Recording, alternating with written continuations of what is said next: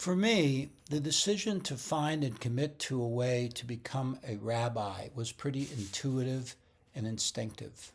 Moving in my 60s from a successful Wall Street career, I found so many strands of passion and meaning in my life intersecting around my Judaism. And yet, the practices and rituals that defined my upbringing in my Judaism before entering my smicha program were idiosyncratic. Yes, many things in my prior Jewish life were constants. Davening on Shabbat, lighting candles and reciting the Kiddush on Friday nights, high holiday observance and fasting on Yom Kippur, Passover Seder observance, and all four of the children being B'nai Mitzvah. But eating kosher, taking seriously Shabbat observance, observing all or even most of the Chagim, these were Jewish observances that simply didn't fit comfortably in the framework of the busy secular professional life I was living. So I didn't come to my smicha program with a pre-existing and holistic set of Jewish practices to simply transport into the more observant rabbinic life I was seeking. But I knew that becoming a rabbi, by definition a role model, was going to involve a much deeper level of Jewish observance and practice. And so I've made major changes in my life in the past 3 years to reflect this new path, this new derech that I'm traveling on. Radically changing my eating habits to be more aligned with kashrut, conducting myself differently on Shabbat, bringing other chagim into my annual ritual and prayer cycle.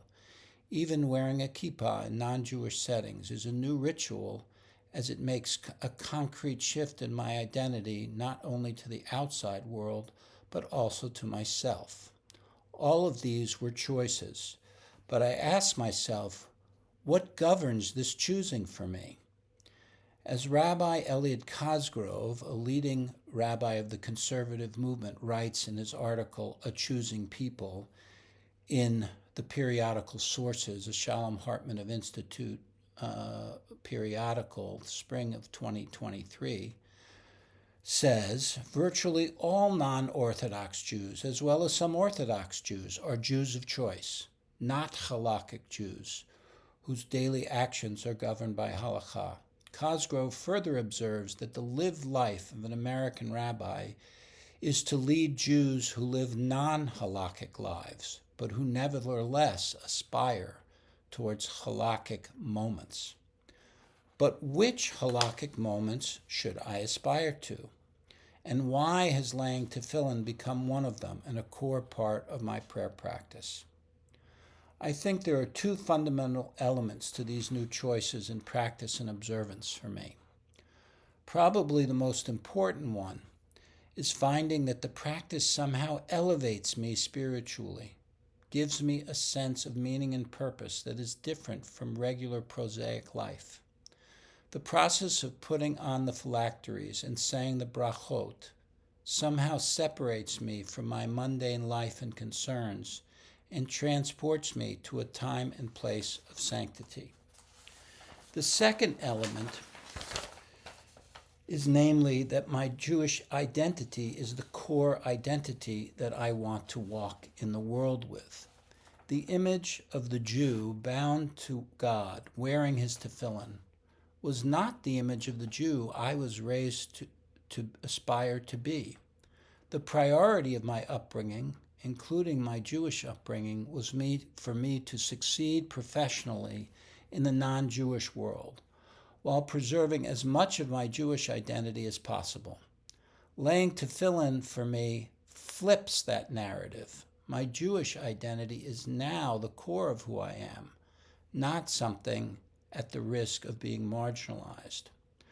But the first element, understanding the meaning of the practice, is also critical for me in integrating a regular practice into my Jewish life. Committing to prayer in a minyan regularly has become an essential component in my emerging rabbinic identity, and laying tefillin an essential part of davening. The idea of physically connecting myself to words of Torah, knowing that the scrolls within the tefillin are inscribed by a scribe on parchment and contain passages from both Shmot and Devarim, including the Shema and the V'ahavta, is a powerful one. This, for me, feels very similar to the emotion I experience when reading Torah in synagogue or practicing to do so, like I'm both embracing and being embraced by the words of Torah, which feel as close to something sacred as I can experience. But I'm also thinking about the theology underlying the practice. Why are there 3 different prayers and brachot? Is there a difference in emphasis between the Vitzivanu Lahaniach Tefillin and the Vitzivanu al Mitzvat Tefillin? My Sidur Sim Shalom translation seems to suggest that the first is praising God for commanding us to put on tefillin, and the second is praising God for giving us the mitzvah of tefillin. Why different language? That said, the Verastichli Leolam clearly has a different emphasis, an emphasis on betrothal, on being married, on love and compassion and mutuality, in creating a oneness with Adonai. Not surprisingly, as a Jew of choices, doing a practice because we're commanded to do so is far less compelling to me than the idea that the practice is a powerful symbol of loving covenantal relationship with God and, in fact, a gift from God.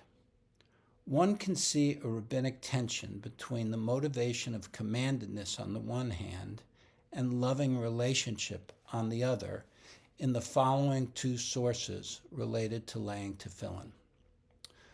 According to the Rambam in Mishnah Torah 4:26, laying tefillin is all about commandment. Although it is a mitzvah to wear tefillin throughout the entire day, it is most important during prayer. Our sages declared, whoever recites the Shema without tefillin is considered as if he is giving false testimony. Whoever does not wear tefillin transgresses 8 positive commandments. For in each of the 4 passages contained in tefillin, we are commanded to wear both head and arm tefillin.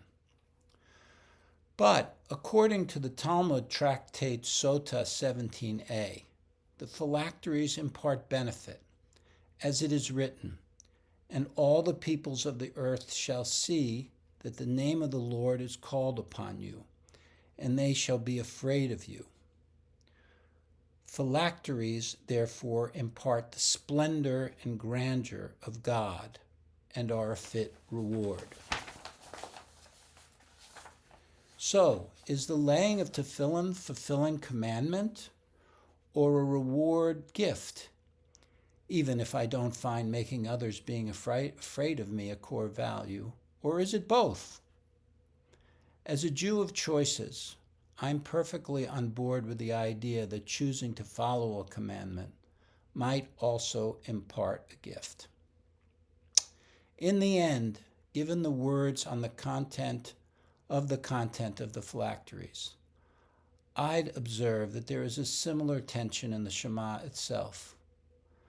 Leading to the Shema, we have the Ava Rabba Avtanu, one of my favorite prayers, where God expresses his love for us by giving us the Torah and mitzvot, and, quote, opening our eyes to your Torah and helping our hearts cleave to mitzvot.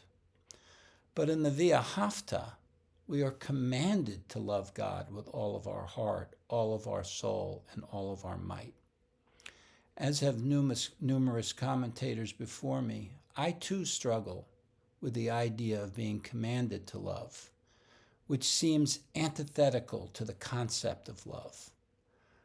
But if I can understand the laying of tefillin as a way of being close to God, yes, of loving God deeply with intention, of strongly identifying myself as one of his people, then it's a Jewish choice I can make with all of my heart, all of my soul, and all of my might.